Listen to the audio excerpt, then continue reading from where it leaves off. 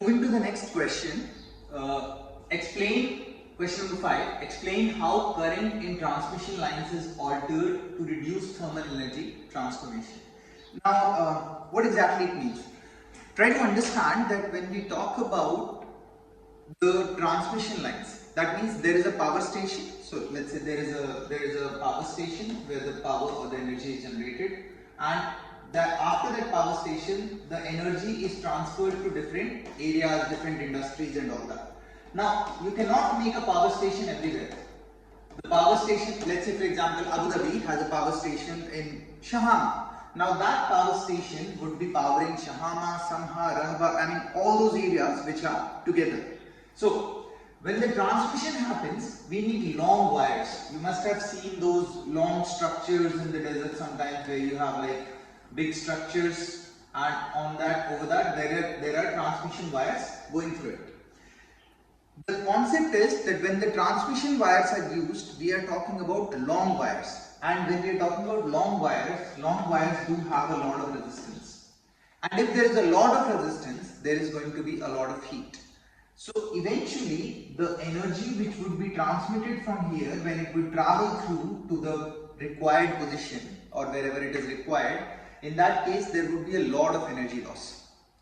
To reduce that energy loss, to minimize that energy loss, what exactly we do? We use something called Joule's law of heating and transformers. Now, if you look at the concept of power, it is V times of I. V is equal to IR. So if I place it here, I will get power is equals to I square R.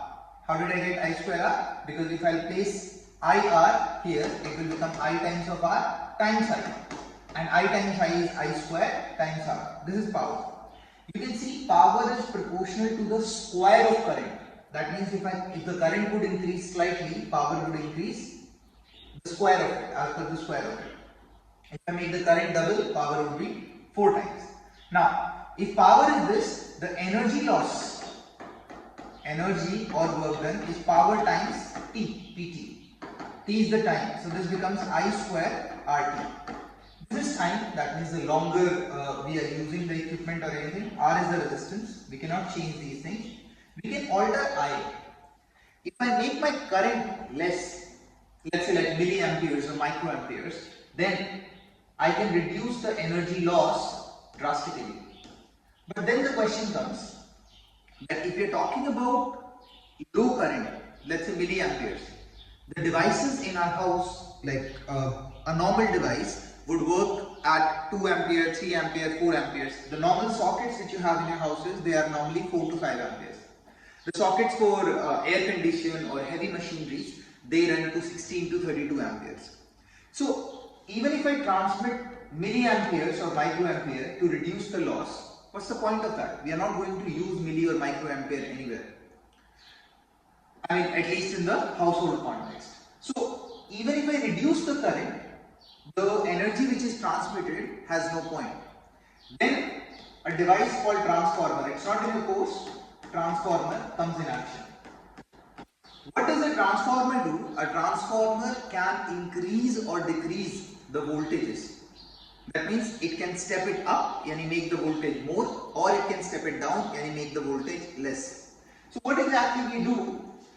At the power station, like this is the power station, what we do at this power station, we generate the energy at a high voltage and we use a transformer.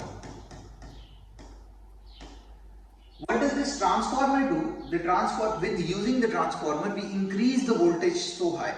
When we increase the voltage, this is called step-up transformer. When we increase the voltage, the current reduces. Because power is V times I, so when we increase the voltage, the current reduces. Because power or energy is going to be same.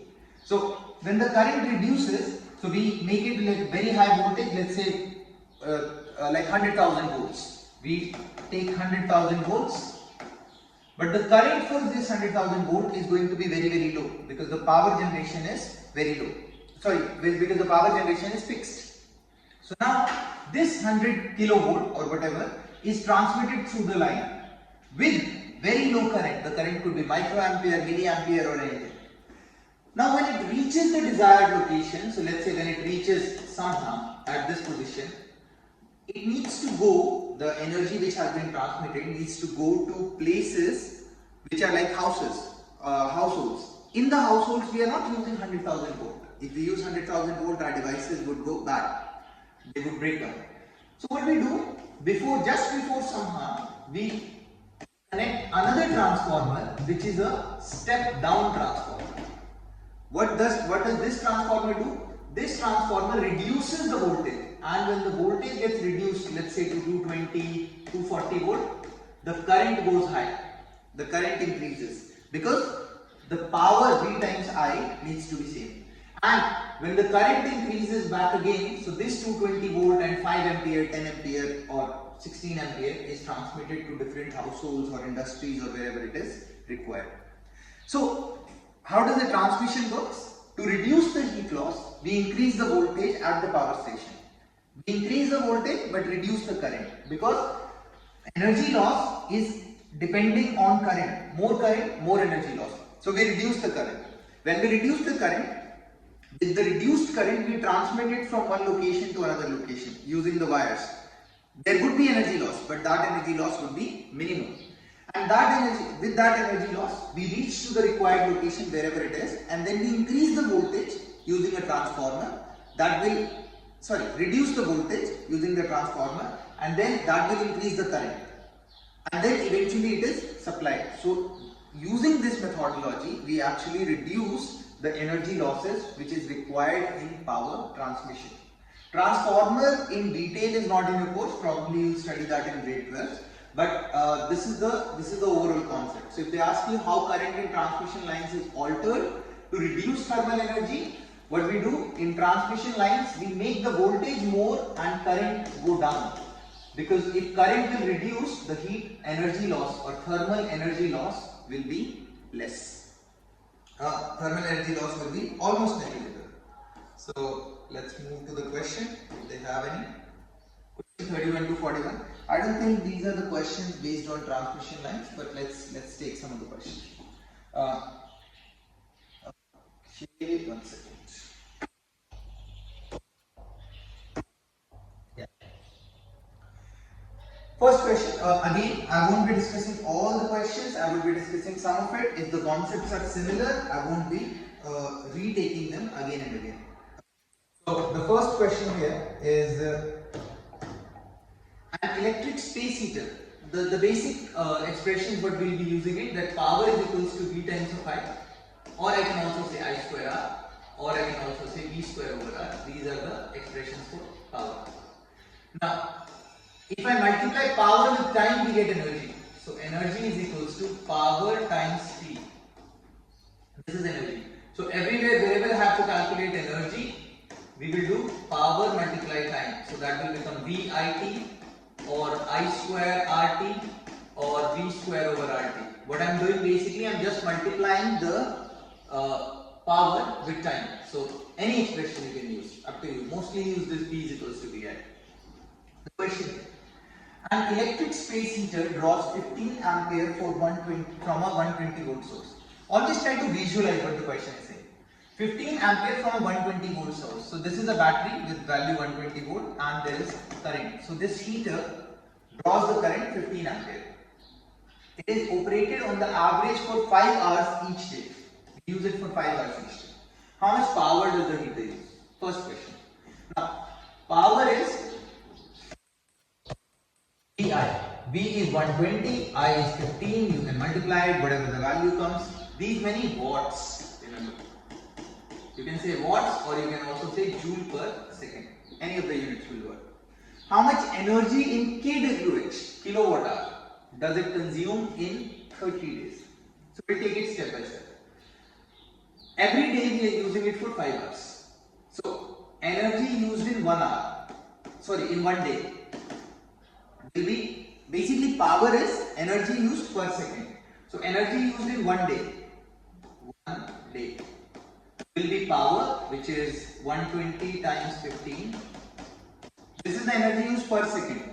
So in 5 hours times 5, Now it's in hours. This is per second. So I will change the hours into seconds. In 1 hour I have 60 minutes. And in 1 minute I have 60 seconds. So this much is the energy. Basically what I did, energy is power times T. This is power and this is T. This is basically giving me these many joules. But the question here, if you look at carefully, in some questions they might ask in joule, but the question here it is asking me kilowatt hour. Kilowatt hour. If it is asking me in kilowatt hour, I actually don't need to find it in joules. What I will do rather, I will do energy in 1 day is equals to power 120 times 15.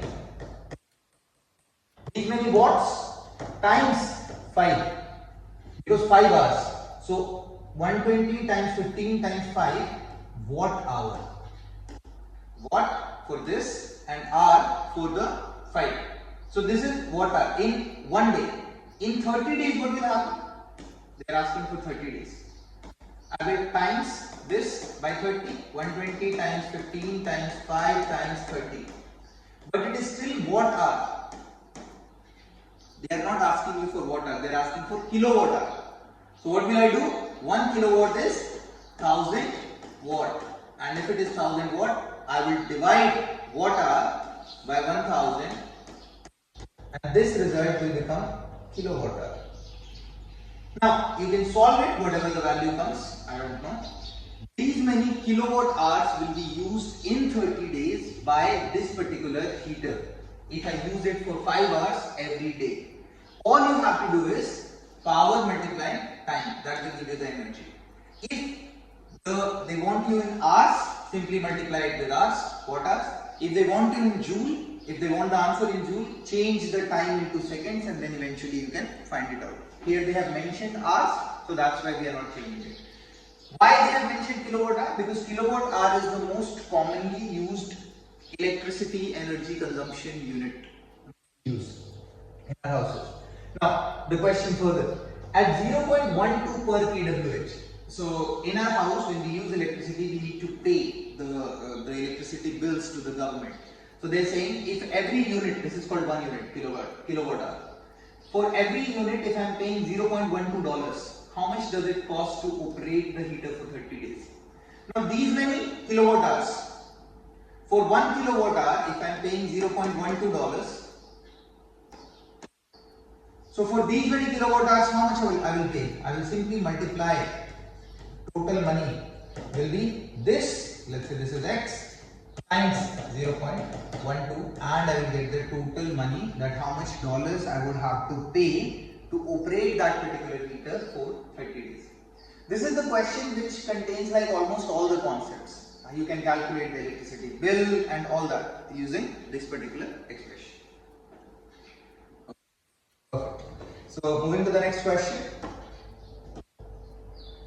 A digital clock has a resistance of 12,000 ohm. I've got the resistance. And is plugged into a 115 volt source. I've got the voltage. How much current does it draw? Simple question, Ohm's law. I is equals to V by R. You can find out the current. You have the voltage, you have the resistance. How much power does it use? Power is equals to VI. You can use that, or you can use V square by R because you have the voltage, you have the resistance. But you calculated current here, so it's up to you. You can use this expression or you can use this expression. If the owner of the clock pays 0.12 per kilowatt hour, how much does it cost to operate the clock for 30 days? Now, here this is one thing. Here they have mentioned 5 hours each day. Here they have just mentioned 30 days. That means how many hours we are using. So try to understand. It's a trick situation here. It's a clock. That means a watch. A watch runs for 24 hours, right? So therefore every day they are using the watch for 24 hours. And for 30 days, so it will be, first I will calculate the energy in 1 day, it will be power multiply time, yani whatever the value comes, I don't know, you can solve it. So power multiply time is 24 hours. So in 30 days how much it will be? Power multiply 24 multiply 30. That will be this is watt hour again. because the energy, the power which you will calculate, that will come in watts. So if you have to calculate kilowatt hour, what will you do? You will divide it by 1000. So power multiply 24 by 30 times divide 1000 kilowatt hour. This is the units. In 30 days, I'll times it with 30. So I have already times it with 30. Sorry, this is the energy used. For every unit you have to pay 0.12. So multiply it with again 0.12 and you will get the total value, whatever amount we need to pay to operate that particular clock for these many hours. Next, an automotive battery can deliver 55 ampere. Hear this. An automotive battery can deliver 55 ampere at 12 volts. So there is a car battery which can deliver 55 ampere at 12 volts for 1 hour and requires 1.3 times as much energy for recharge due to its less than perfect efficiency. Now, see, this is a bit tricky question. It requires 1.3 times as much energy for recharge due to its less than perfect efficiency. What do you mean by that? Whenever we use a device, the efficiency is never 100%. That means if I am providing it 100 joules of energy, it is not going to give me the output of 100 joules of energy. There will be losses. There will be noise losses. Like when you run your computer, you are providing it with some power, but sometimes the computer makes fan noises. Sometimes the computer gets heated, like it becomes hot. So all that energy which is of no use for me, the thermal energy, the noise which is coming from there, that is of no use for me. So that is the energy lost. So if I am providing 100 joules of energy to the computer is not giving me back 100 joules of energy. Rather, it is giving me, let's say, 60, 70, 20, 30 or whatever. So if a computer gives me back 30 joules of energy, if I provided 100 joules of energy, then that is called efficiency, which is 30%. Yani the energy which I am getting divide the energy which I gave times 100. So I gave 100, I got 30. So I am only converting 30% of the energy to useful energy. So they are saying that if I recharge the battery, I have to use 1.3 times the energy. That means if I am getting 100 joules of energy from the battery, when I charge it and when I recharge it, I have to not give it 100 joules. I have to give it 130 joules so that it can basically provide me 100. I hope you are getting it. Efficiency means I am giving it more, but because of the losses and everything, it is giving me back less. So that's why they have said that it requires 1.3 times as much energy for recharge due to its less than perfect efficiency. Perfect efficiency means 100%. How long will it take to charge the battery using a current of 7.5 ampere? If I am using a current of 7.5 ampere, how much time it would take? Assume the charging voltage is the same as the discharging voltage. You might find this question a little complicated, but let's try to do it one by one. There is an automotive battery. Okay. An automotive battery can deliver 55 ampere at 12 volt for 1 hour. So the voltage is 12 volt and it can deliver 55 ampere.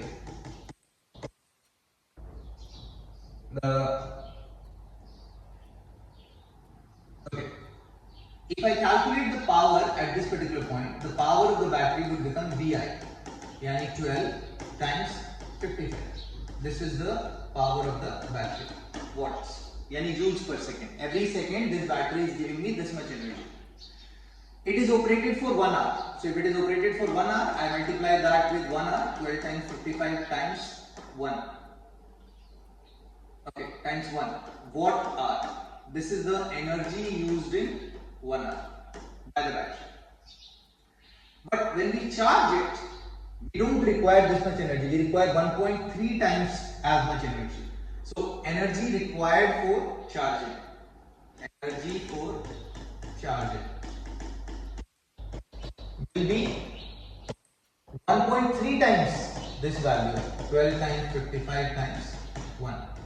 These many watt hours. This is the energy required for charging. They are asking how much time it will take to recharge using a current of 7.5 ampere. The current which we'll be using for recharging, current is 7.5 ampere current we are using. This is the energy we need to achieve. This is the final energy we need to achieve. Assume the charging voltage is the same as the discharging voltage, that means 12 volt. So this is the energy which I need to achieve. Energy is equals to power multiplied time. The voltage with which I am recharging is 12 volt. The current is 7.5 ampere. I have to achieve this much energy, 1.3 times 12 into 55. So I can say I know the energy which I require, which is this much. I know the power, which is V times I. I need to find out the time. You can solve for X. I think so.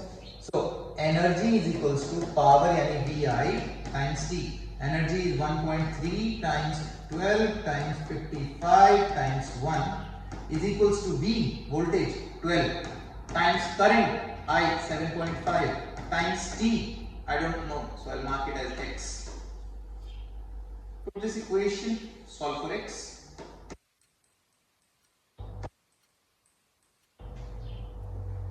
It might look complicated about charging and discharging, but it's a simple question. You need to find out the energy when it is discharging. They are saying for charging, we need 1.3 times of this energy. So we need to know how much energy is required. So I give 1.3 times the energy back. This is the energy which is required for charging. Now, how do I get this energy in how much time? So they told the current is given to us 7.5 ampere when it is charging. The voltage is same, yani 12 volt. So I can calculate the power using this V times I. If I multiply power with time, I'll get the energy. But I already know the energy. So I can find out the time always. And this time which you will calculate will come in hours. Why? Because everything we have used here is in hours. It's not like in seconds or anything. The second part, challenge. Rework the previous problem by assuming the battery requires the application of 14 volt when it is charging. Now, we are using the battery while charging which has 14 volt voltage. So instead of 12 here, in the same question, in the exact same question, instead of 12 here, I will change it to 14. And when I change it to 14, what will happen? The time will reduce because now this number will become 14. So eventually the time would become lesser for recharging the battery. You know, it's a similar concept like when you talk about fast chargers. So if you go to, let's say, any of the fast charging units, the brick, on the brick you could see the voltage value and you could see the current value, like 2 ampere, 3 ampere, 1 ampere or things like that. If you multiply the voltage and the current, you will actually get the watt. So when they say 15 watt charger or 20 watt charger, Apple sells 25 watt, like 20 watt chargers, and before it used to come with 5 watt chargers. So by watt they mean voltage times current. So whatever is the voltage times the current, that will give you the wattage or the power of that particular brick. This was the question. Moving on to the next one. Okay.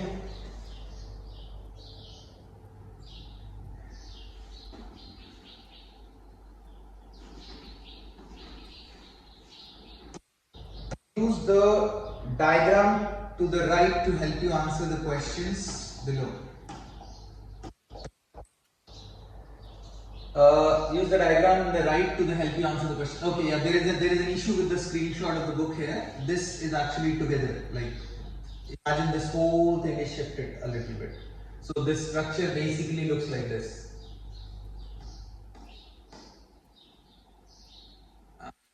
There's another capacitor, another switch, and a resistor, and this is joined together. This capacitor is 1.5 microfarad, this is switch 1, this is 1200 ohms, I hope it's visible, this is 15 volt. So this is the question. Before we get to the question, let's understand a little bit about the capacitor. A capacitor behaves, it's a similar concept as a battery because capacitor can store energy in it. But there is one thing that if I connect the capacitor with a battery, what happens? The capacitor gets charged. So this is the capacitor, this is the battery. If I join the battery with the capacitor and I turn it on, like switch it on, what will happen? The capacitor will start getting the same voltage. Let's say if this is 15 volt, as some charge will get collected here, some charge will get collected here, plus minus, and it will get the same voltage as the battery. 15 volt, same volt. But the moment the capacitor is fully charged, which will take like microseconds or milliseconds, the moment the capacitor is fully charged, now the voltage at this capacitor, that is the potential difference of this capacitor and potential difference of the battery, they are same. And if the potential differences of both of them are same, current flows only if there is a potential difference. If the voltage of this plate, this point, is same as this point, and if the voltage of this point is same as this point, then the charge flow will stop. Yani the current will become zero the moment capacitor gets charged. After getting charged, the capacitor will stop the flow of current. So that means this circuit will break down, yani break, because now the capacitor is charged. So once the capacitor is charged, the voltages remain same. Remember when we talked about the concept of current. Current basically flows from high potential to low potential. If the potentials become same, there is no point. The flow of current will stop. So the flow of fluid, the water, will stop because the potentials have equalized. So capacitors, after getting charged, which is microseconds, very small time. So the moment I turn it on, capacitor gets charged and that's it, circuit break. Now this one is charged, like this one battery has some voltage and capacitor has the same voltage. But it has stored that energy and it has broken the circuit. Now let's come to the question. Use the diagram to the right to help you answer the questions below. Initially the capacitor is uncharged. So this capacitor is uncharged. Switch 1 is closed. I close the switch. Switch 1 is closed. And switch 2 remains open. So this is open. If this is open, this part of the circuit has nothing to do with me. It's open. It's an open wire. Switch 1 is closed and switch 2 remains open. What is the potential difference across the capacitor? So if the battery is 15 volt, the moment I turn switch 1 on, the moment I turn it on, the capacitor will get charged and it will get the same voltage, 15 volt, as that of the battery. And the moment it gets charged, now switch 1 is on, off, it does not matter. This will not allow any current to flow. So current will flow, charge the capacitor, and that's it, done. Now the capacitor is, this part of the circuit is broken. This is open, yani off. This also becomes off because capacitor is fully charged now. It is charged now. So therefore, the circuit is not closed once the capacitor gets charged. So initially the capacitor is uncharged, switch 1 is closed and switch 2 remains open. What is the potential difference across the capacitor? Same, 15 volt. But no current. Switch 1 is now open. Now I open the switch 1. The first switch is opened now. So I open the switch.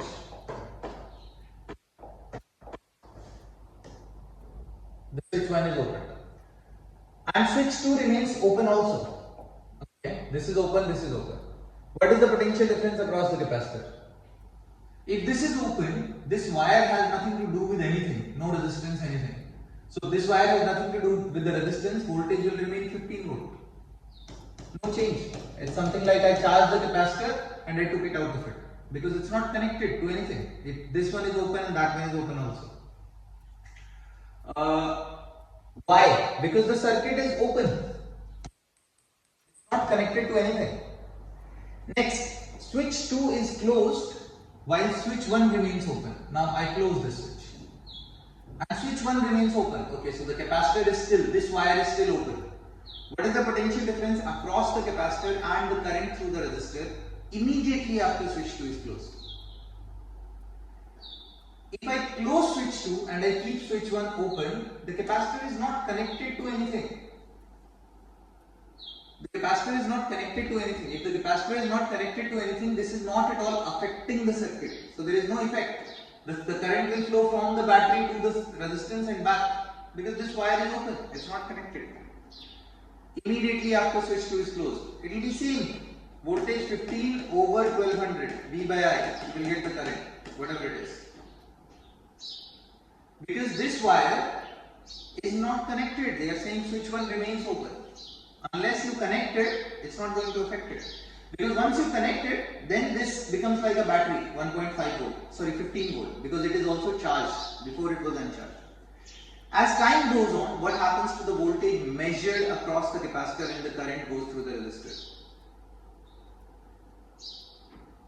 Nothing would happen. Eventually the battery will die down and all that. I think there is a mistake in the question. They wanted to connect the capacitor. But they did not connect the capacitor here. But we need to go through the same question. I think a better version would have been if I connect this switch here. And I say I remove the battery and I turn this on. Then what will happen? So then the capacitor will start behaving like a resistance. I think there is an issue because the capacitor remains disconnected throughout. So as time goes on, what happens to the voltage measured across the capacitor? Will remain same. No change. Because you are not connecting this wire. Switch 1 remains open.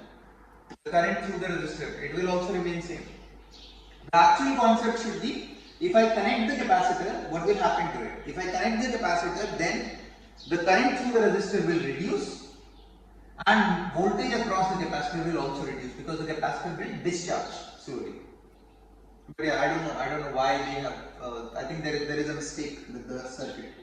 Because throughout the question, the capacitor remains disconnected. It is not even joined in the circuit. So if I keep it open, nothing is going to affect it. Moving to the next question.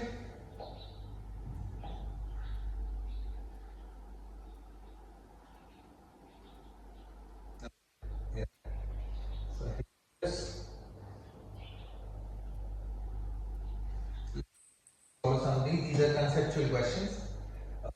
Energy forms. A car engine drives a generator which transfers electrical energy to the car's battery. Okay.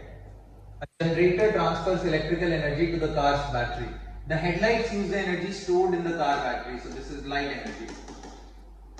Headlights. List the forms of energy in these three operations. Okay, a car engine drives a generator which transfers electrical energy to the car's battery. Now, this electrical energy is transferred into the battery. The battery stores the energy in the form of chemical energy. So there are chemicals in the battery. That chemical energy is converted back to electrical energy to send to the headlight. Electrical energy to the headlight. And this electrical energy is converted to light energy in the headlights. That's it. This is the forms of energy in these three operations. A hair dryer operating from 120 volt has two settings, hot and cold. In which setting is the resistance likely to be smaller? So if you look, power is V square over R, or you can also say I square R T. The energy is V square over R times T, power times T. Now, more heat, that means more energy. And if there is more energy, that means eventually it should be more current. Or here you can say that if more energy, it should be low resistance. So more current, for more current I need lower resistance. So that means when it is hot, I need lower resistance. And when it is warm, which is less hot, then the resistance should be higher. Efficiency. Evaluate the impact of research to improve power transmission lines on society and the environment. If we improve the power transmission lines by using better conductors, low resistance, better transformers, yani reducing the heat loss, we can utilize that energy in like in the society and do less harm to the environment, which is better for the longer run. So like if we do the research, we can create probably better conductors or find out better conductors and better ways of transmission, which will reduce energy and eventually help the society or the atmosphere, environment. Why would an electric range and an electric hot water heater be connected to a 240 volt circuit rather than a 120 volt circuit? So see, when we use a certain power device, now let's say the electric heater is the 2 kilowatt power, like the AC has more power which is required, the consumption is more. So power is VI. If I make the voltage more, the current will become less, and if the current will become less, the energy or the heat which will be lost will be I square RT. So it is actually better, the heat energy loss or the energy lost will be less if current is relatively less. So by increasing the voltage to 240, we reduce the current. Remember, it is not like Ohm's law, increase voltage, increase current. Here we are talking about a device which has a fixed power, and power is VI. So if I make the voltage more, current has to become less, and if current becomes less, the energy loss will be less. So therefore, it will be lesser in 240 volt rather than in 120 volt. Lower the voltage, higher the current for a fixed power. Higher the voltage, lower the current for a fixed power. Remember, because if power is 100 and if I give 25 volt, the current will be 4 ampere. But if I make this 10 volt, the current has to go 10 ampere, because only then it will make it 100. A consumer uses 3098 kilowatt hour in 29 days. She is charged 0.07 per kilowatt for electricity plus this much per kilowatt for its distribution. What is the bill for the 29 days? Okay, so you calculate for the electricity, this multiply this will give you the energy used for electricity. The same unit number of distribution charges, this multiply this will give you the energy for, like, the consumption for distribution or the amount for distribution, and then you add, that's it. So it will be 3098 times 0.077592 plus 3098 times 0.029998. This is the answer for 29 days. So times 29. Oh no, not times 29, because they have actually given 3098 for 29 days. So, a toaster is connected to the circuit as shown in the figure. This is battery, this is toaster, this is the current. What is the resistance of the toaster? You know V, you know I, you can find out R. V over I. At what rate does the toaster transform energy? Whenever they tell you rate of energy transformation, rate of energy transformation means energy used per second, and energy used per second is power. So rate of energy transformation is power. Power is V times of I. You know the voltage, you know the current, multiply that, you will get the power.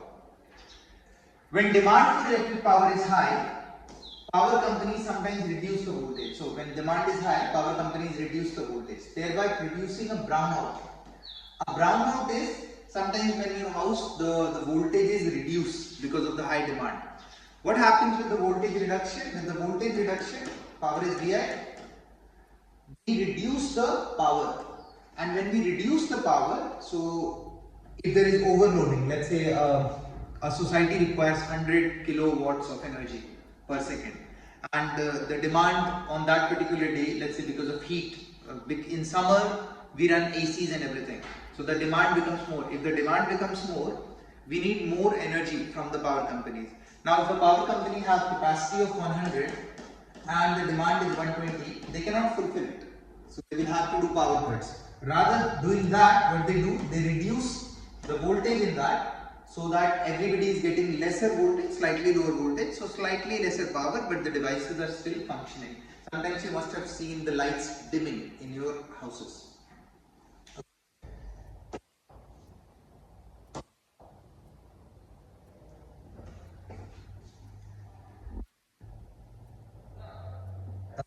Moving to the next question.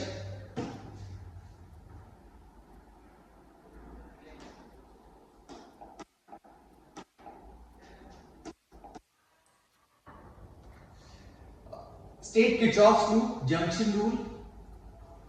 loop rule and junction rule, and relate it to the conservation of energy and charge conservation, and apply Kirchhoff's loop junction rule to electric circuits. So it's more of Kirchhoff's loop rule. Now, Kirchhoff's loop rule and Kirchhoff's junction rule.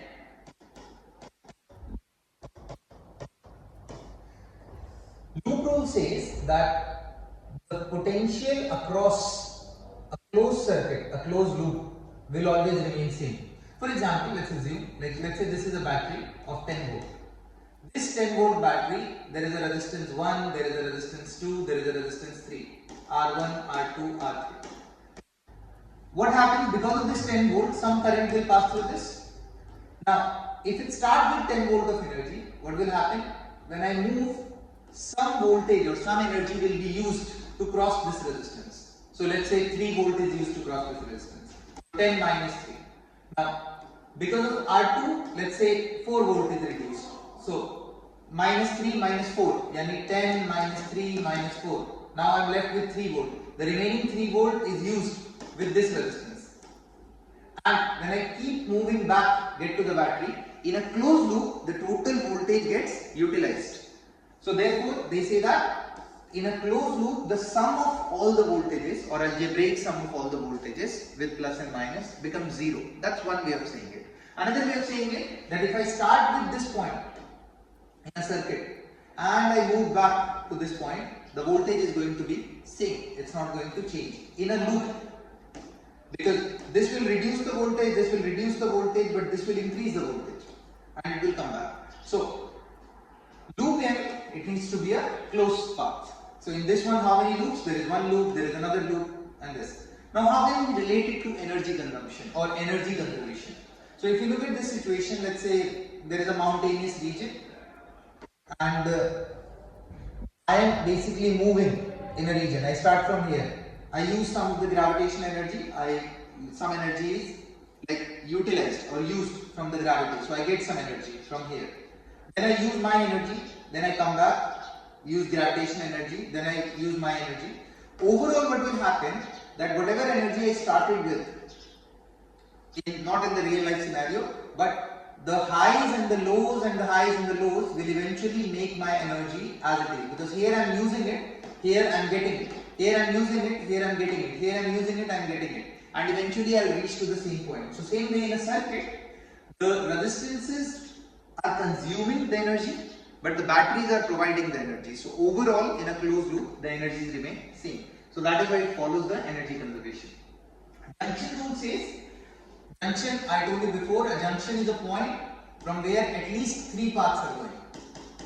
So junction rule says that whatever current is coming at a junction and whatever current is going out of the junction is always the same. So I1 plus I2 is equals to I3. This tells me charge conservation.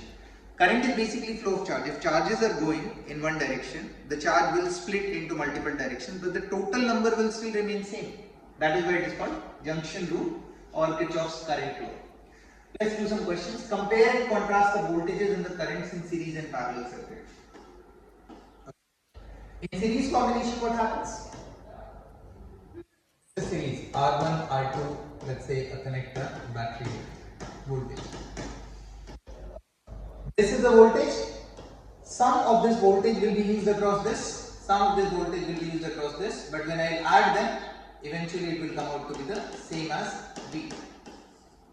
So let's say it is 10 volt, out of 10 volt, 3 volts are used here, so the remaining 7 volts will be used here, and 3 plus 7 will give me the 10 volt. In series combination, the voltage gets divided, but the current, because it's just one way, there is no junction, so current will remain same throughout. Rather, in parallel combination, what happens? The current gets divided. So there is a junction. So if this is I current gets divided into 2 parts, 3 parts, 4 parts. But eventually, if the currents will add up and meet back at the junction, they will produce the same current which was drawn from the battery. But in parallel combination, current gets divided and voltage remains same because this part of this resistance is connected to the 2 ends of the battery. This resistance is also connected to the same 2 ends of the battery. So it does not matter. Every particular resistance is going to get the same voltage. And that's why in our household and everywhere, we use parallel combination because we want every particular device to get the similar voltage in general. So that's the series and parallel combination. In series, current same, voltage divides. In parallel, voltage same, current divides. A parallel circuit has 4 branches. Current is 120, 250, 380 and 2.1. How much current passes through the power source? So 4 branches. How much current passes through the power source? So it is coming from the power source. There are 4 branches. I know the current here, here, here, here. I will add them. This will give me the current through the power source. Remember here, this is milliampere. So you need to change it. Milli is 10 to the power minus 3. And this is ampere. So add it accordingly. A series circuit has 4 resistors. The current through one resistor is 810 milliampere. Now in series, they are all in one line or in one wire. So if the current through one resistor is 810 milliampere, the current through all the resistors is going to be same. What is the current passes through the power source? This is the power source. The current through the power source will also be same because it is connected in the same wire. So 810 milliampere. Next, you connect a switch in series with a 75 watt bulb. Okay. And there is a lamp, and I connected a switch with a 120 volt power source. So this is a 120 volt power source. 75 watt bulb. What is the potential difference across the switch when it is closed? Okay, wow. See, if I am assuming that switch has zero resistance, yani no resistance, in an ideal situation, if the switch has zero resistance and the switch is closed when it is turned on, when the switch is closed, it has zero resistance, and when it has zero resistance, basically no voltage or no potential difference would be dropped across that because no energy will be required to cross through this. So the voltage across the switch when it is closed is zero. What is the potential difference across the switch when it is opened? Open means infinite resistance. It is not allowing any other power or energy to get through the bulb. So when something has infinite resistance or opened, then all the voltage or energy is used for that particular device. So when it has infinite resistance, total volt of 120 volt will be used across the switch and nothing would be provided to the light bulb or anything. This is one way of looking at it. So what is the potential difference across the switch when it is open? 120 volt. That means all the battery energy is used for the switch because nothing is getting passed through. Compare Kirchhoff's loop rule to walking around the loop on the side of a hill. Same thing as I told you. You are going up, down, up, down, up, down, and eventually you are coming back to the same position. So the energy is potential energy increasing, then decreasing, then again increasing, decreasing, and eventually it will be same. Explain how Kirchhoff's junction rule relates to the law of conservation of charge. Because the charge entering the system should be the same as charge getting out of the system. Q1, Q2, Q3. That is the charges. The circuit in figure 27 has 4 identical resistors. Suppose that a wire is added to connect points A and B. Answer the following questions. Okay, let's switch this circuit and make it like a little straighter. So there is a resistance, there is another resistance, then there is a resistance, then there is another resistance, and there is a battery. Plus minus R B. I didn't do anything, basically I just switched it over. Now try to understand. If R is 2R, this is also 2R. So whatever current is going here, same current will be going here. And the current through this, you can say that it will be 2 times of I. You can say if 10 ampere is coming from here, 5 ampere will go here, 5 ampere will go here. Now the resistances are also same. So the amount of voltage which will be used for this one and for this one will be same. So if let's say the battery is 10 volt or V volt, let's assume. So V by 2 will be used here and same way V by 2 will be used here. Same way V by 2 is used here and V by 2 will be used here. So that means the potential drop, yani the voltage used up after this resistance at this point and the voltage drop after this resistance at this point will be same. Yani the potential at point B and the potential at point A are same. So if I join this wire, the voltage at this point is same, voltage at this point is same. What happens if the two points with same voltages or same potential differences, because there is no potential difference. If there is no potential difference, then delta V is 0. If delta V is 0, so current is 0. So in this wire there will not be any current. as long as the resistances are same, because then this point and this point will come at the same potential. So what is the current through the wire? 0. So what happens to the current through each resistor? Nothing changes, it remains same. The current through each resistor will remain same. What happens to the current through the battery? That also will remain same. Because the same amount of current will go through it. And what happens to the potential difference across? Okay, maybe it's asking what happens to the potential difference across the resistors. Everything will remain same. So it will not change throughout. Okay? Thank you.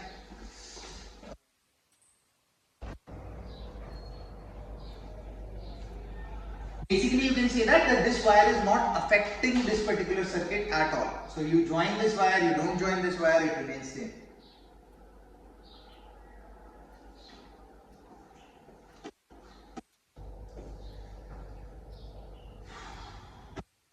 To the next.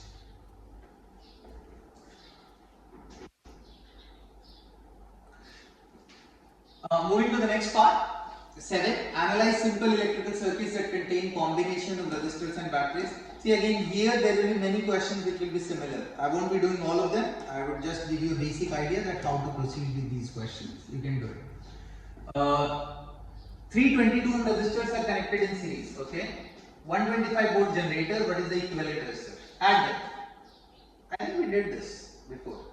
What is the current in the circuit? So 22 plus 22 plus 22. It will be done. Wait, I think we have done these questions. One second, let me check.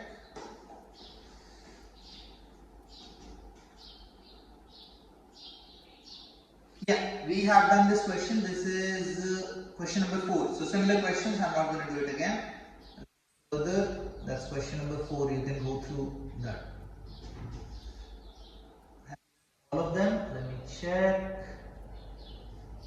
42 to 46, then 52 to 54, and 55 to 58.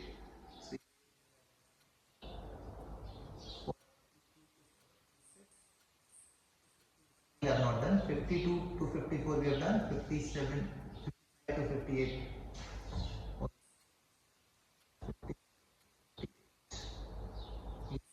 So we are going to do only the is 47 to 51. The remaining questions have been done in question number 4. So,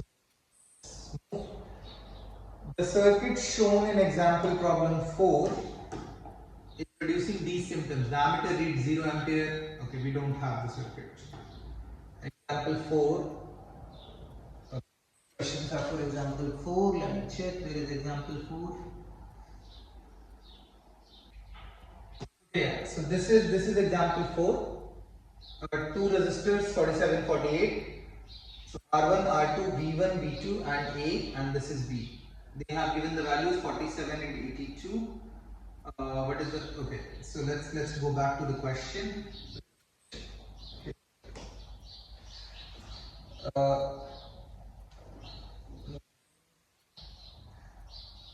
The circuit shown in example problem 4 is producing these symptoms.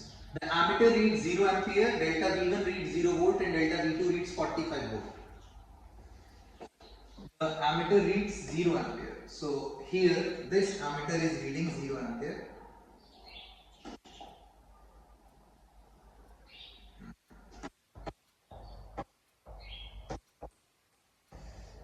Zero ampere. Ammeter is reading 0 ampere. V1 is reading. Let me read the question. I think I can't go back. Delta V1 reads 0 volt. This one is reading 0 volt. And delta V2 reads 45 volt. Delta V2 is reading 45 volts. What has happened? Two resistors 47 and 82 ohm, 47 ohm and 82 ohm are connected in series across a 45 volt battery. What is the current in the circuit? Okay. So, as I told you, we are not doing that question, we are doing the question here, 47, which says, what has happened if this one is reading 0 volt, this one is reading 45 volt, and this one is reading 0 ampere. Now try to understand. If this is 45 volt, all the 45 volts has been given to this 45 volt here. So that means the resistance of this branch is infinite. Infinite resistance. What do we mean by infinite resistance? That means all the energy which is taken here has been used from here. Now infinite resistance could be because of multiple reasons. So let's say there is a switch connected in this branch. And that switch offers an infinite resistance and therefore that switch becomes off. Yani open. When the switch is open, in that case all the voltage across this will be passed through this 45 volt, but that is given through to the infinite resistance, and there will not be any current, because if I open the switch there will not be any current, so that's why the ammeter will read 0 ampere and there is this voltage resistance across this one will be 0 volt. So there may be a switch. What has happened? A switch must have been connected to the second resistance and it must be open. So the circuit is open somewhere. Suppose the circuit shown in example problem 4 again has these values. R1 is 255, R2 is 290 and V1 is 17. As per the question, R1 is 255, R2 is 290 and V1 is 17. V1 is 17 volt. No other information is available. What is the current in the circuit? Okay. Simple question. I know the voltage, I know the resistance, I can find the current. That will be V by R. So 17 by 255. That will give me the current through this. And as you can see, R1 and R2 are connected in series. Whenever there are meters connected, don't think of the meters, remove the meters. Meters are just to represent. So this is the circuit. So if current through this one is 17 by 255, whatever the value is, let's say this is X. So X current is going from here, same X current will go through this and same X current will pass through the ammeter. So ammeter will read X, which is 17 by 255. So what is the current in the circuit? That is 17 by 255 ampere. Second part, what is the potential difference across the battery? So if I know the potential difference across this is 17. I have just calculated the current X. X times 290, yani I times R will give me V2. X times 290 will give me V2. V1 plus V2 will give me the voltage of the battery, whatever will be the V. V is equals to V1 plus V2. It will be 17 plus whatever is the current which we have calculated in the previous problem, I times of R2, yani 290. That is the V. What is the total power used in the circuit and what is the power used in each resistor? So power here, if you have to calculate total, you do total voltage times current. If you have to calculate each one, you do voltage of that times I, and here you do voltage of this times I. Whatever the voltages are. Does the sum of the power used in each resistor in the circuit equal to the total power used in the electric circuit? It should be. So you calculate P1, you calculate V1 and P2, you add them, it should come as same. This is the idealistic situation, but in real life it does not happen because there are energy losses. So that's question number 48. That's it. This is all about example problem number 4. I could not show it together because then the marker doesn't work, the pen marker. So I'll basically go back and we'll move further. So here, holiday lights often are connected in series. You must have seen those Christmas lights where like joined together like series in the stretch, which blinks at different patterns and all that. Holiday lights often are connected in series and use special lamps that short out when the voltage across the lamp increases to the line voltage. Explain why. Also explain why these light sets might blow their fuses after many bulbs have failed. So holiday lights often are connected in series and use special lamps that short out when the voltage across the lamp increases. Because what happens if the voltage across the lamp increases, instead of destroying all the lamps together, because they are connected like hundreds or 200 lamps together, they use a simple special lamp. That special lamp acts as a fuse. That fuse breaks down, and the moment that breaks down in series, all the circuit breaks down because the current stops, because the circuit becomes open. Why these light sets might blow their fuses after many bulbs have failed? Because if many bulbs have failed, eventually the fuse, or because the resistance throughout, because when a bulb is failing, the overall circuit is open now, and when the overall circuit is open, so the current would not flow through it, and the current would not flow, so it would consider it as like a simple wire. And if like let's say a bulb is broken, another bulb is broken, and all of them they join together in a simple wire, and if they are combined in a simple wire, then there is low resistance. That means very high current, and if the current is high, the fuse will blow, whatever the fuse is, whatever value it is. The circuit in example problem 4, again we are going to that, has unequal resistors. Explain why the resistor with the lower resistance will operate at a lower temperature. We just discussed this. The one with the lower resistor, the circuit in example problem 4 has unequal resistors. Explain why the resistor with the lower resistance will operate at a lower temperature. So R1, R2. The temperatures are I square RT. This is basically the heat energy. So current is same. If the resistance is low, this energy will be low, and therefore it will have lower temperature, and this one will have higher temperature, because current in series combination is same. In example 4, the circuit is series combination. A series circuit is made up of a 12 volt battery and 3 resistors. The potential difference across one resistor is 1.2 volt. So this is a 12 volt battery, 3 resistors, R1, R2, R3. R1, R2, R3. The potential difference across one resistor is 1.2 volt. So 1.2 volt. Let's say V1. And the potential difference across another resistor is 3.3 volt. So V2 is 3.3 volt. What is the voltage across the third resistor? So V1 plus V2 is 1.2 plus 3.3 is coming out to be 4.5 volt. Total is 12 volts. So what is the remaining? 12 minus 4.5, 7.5 volt.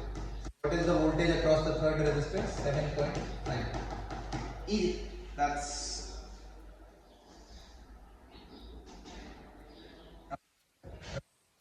further. We have already discussed these questions in question number 4, 52 and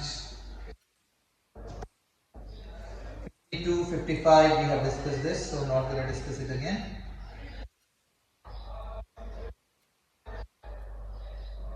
Question 8. Explain the importance of a voltage divider circuit. Okay, there are no questions, but just a concept. A voltage divider circuit, what it's doing is that it is reducing the voltage across a certain device. So let's say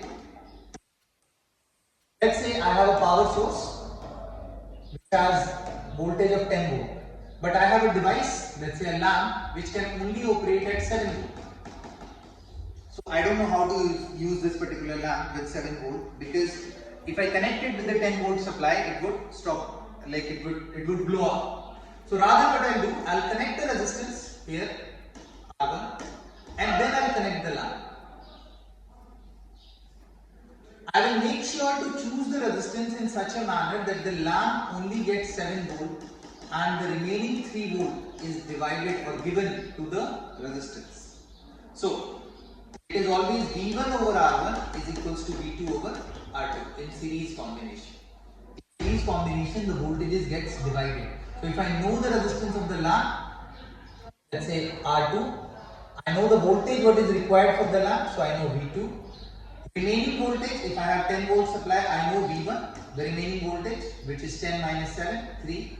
So I can always find what will be the value of R, because V1 by R will be same as V2 by R2. And I can find out the value of R because I know the voltages. So this is what we call as a voltage divider circuit. A series circuit is always a voltage divider circuit. A parallel circuit is a current divider circuit. Moving to the next question. Relate the electric power or rate of energy transfer to current and potential difference. Identify the appropriate current rating of fuse in a circuit. Okay. Must have seen a fuse. Fuse is a device usually we connect it before an electrical appliance or anything, so that if a very high current goes through the device, which can break the device, it goes through the fuse first and the fuse melts because there is too much heat, so the fuse wire melts and breaks the circuit and eventually saves the device. It's a very important device.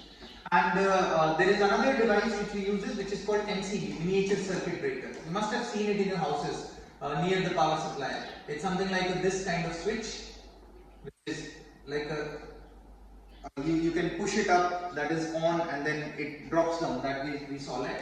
We call it circuit breaker, miniature circuit breaker. So if high load comes, the switch drops down. I might find an image. I'll show you once I've done explaining this. So what exactly is a miniature circuit breaker? Or first let's understand what is a short circuit. When very high current flows through a circuit, in all of a sudden, then what happens, the wire cannot handle the heat because the heat is I square RT. So the wire is not able to handle the heat, and when the wire is not able to handle the heat, the wire melts, and when it melts, the circuit breaks. So a huge rush of current, because a high voltage and a low voltage have joined together. So a huge rush of current produces so much heat, and that heat the wire is not able to handle, and therefore the wire melts and the circuits break down. That is called a short circuit. Short circuit occurs when a circuit with very low resistance, because the resistance is low, so current will be more. When appliances are connected in parallel, each additional appliance placed in an operation reduces the equivalent resistance in the circuit and increases the current through the wire. So this is the good thing about parallel combination, that in parallel every time I add a resistance, the total resistance reduces, because in parallel it's reciprocal, if you know. So more resistance is added, the resistance value will become less, R equivalent, and if resistance will keep becoming small and small and small, the current will go high, and if the current becomes too high, then short circuit occurs and the circuit breaks down. To save sometimes melting of the wire and everything, we use a circuit breaker, which I'll show you the picture. You must have seen it. It's a very common device or switch used in your houses. In a circuit breaker, what do we have? If you can see the structure here, we have a bimetallic strip. This strip has a temperature. With that temperature, the strip bends. There is a strip. Now, if we consider that, let's say, a high current flows through it. So the moment a high current flows through it, then what happens? The heat which is generated in this particular bimetallic strip, this bends the strip, because if you provide heat, the strip bends, and when the strip bends, there is a latch which is attached to it. This latch releases it, and therefore this circuit, basically before this was here, so it was joined together. Now the moment this thing melts, the bimetallic strips melt, it moves back, and because of that this falls down, and when this falls down, the circuit breaks down. So no further current is transferred through this. This is a safety device. It is generally called circuit breaker or miniature circuit breaker. In short, MCB, miniature circuit breakers. There is another device which is called fuse. See, the thing with MCB is that it's kind of a switch. The switch will turn off, and when the load will reduce, I can turn it back on. But with fuse, the fuse breaks down. The fuse permanently breaks down. So if I go check the fuse, okay, before that I'll show you the picture for the MCB.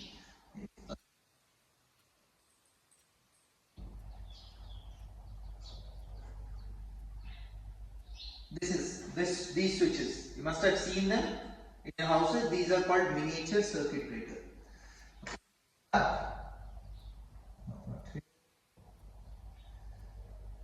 So in a fuse, we have usually a wire. The wire melts and it breaks the circuit down. So let's take this particular situation. Let us consider a specific example. Suppose the three resistors in figure 29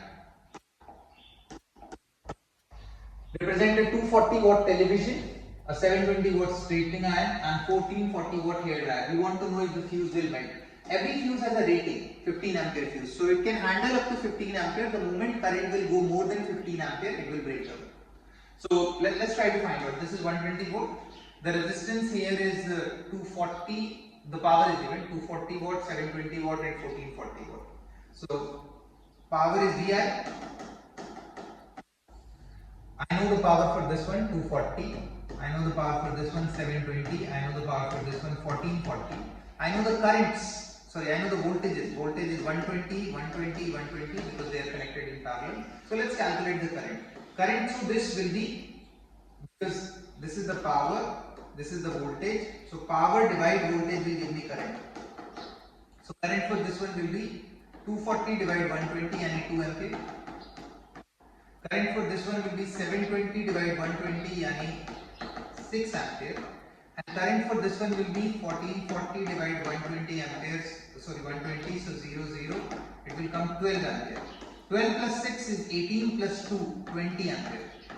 The fuse is 15 ampere because 2 ampere current is coming here, 6 ampere wants to come here, and 18 ampere, 12 ampere wants to come here. So if I add them, it is 20 ampere. So it would not allow. The moment the battery would try to take 20 ampere current, the fuse will break down, and therefore the devices will not work. The circuit will break down. It will be open. Okay, after this we have questions of magnetism, so we'll keep it. We'll move to the magnetism questions after the circuit questions, electricity questions.